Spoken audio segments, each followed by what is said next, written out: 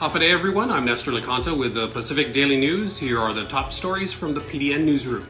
A $220 million legal dispute over land that's being used for Guam's Northern District wastewater treatment plant will continue. Judge Elise Iriarte denied both sides' attempts to sway the lawsuit in their favor. Iriarte clarified a key matter in the case, though, noting that the court has yet to decide whether construction company Cortec International owns the property that the Guam Waterworks Authority-operated wastewater treatment plant sits on.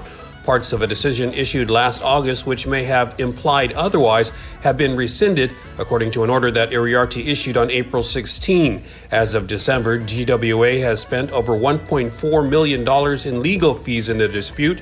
The Public Utilities Commission has authorized GWA to spend $1 million more to fight the case. In other news, with recent reports of whooping cough in Hawaii and a measles outbreak in the Philippines, the Department of Public Health and Social Services is advising travelers to remain up to date on vaccinations. There have been no recently confirmed cases of either disease on Guam.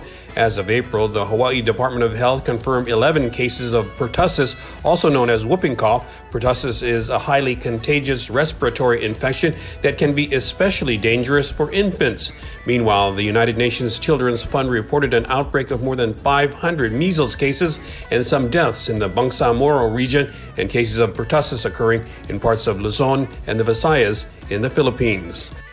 Guam's voting precincts increased from 67 to 73 as the number of registered voters went up, Guam Election Commission Executive Director Maria Pangilinan told senators on Wednesday.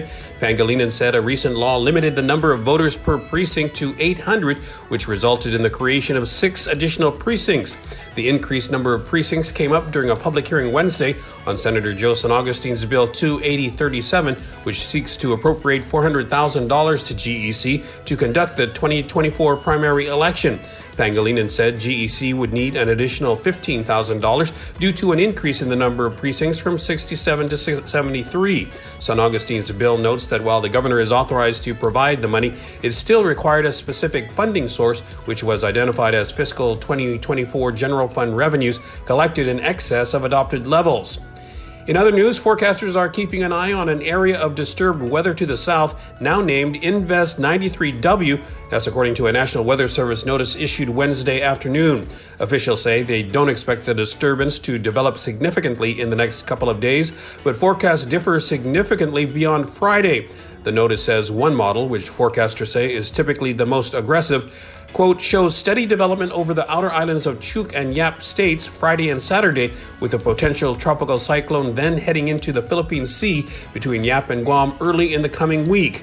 NWS is encouraging residents to pay attention to the latest weather information and maintain a general state of awareness. For more on these stories, go to GuamPDN.com and follow us on social media.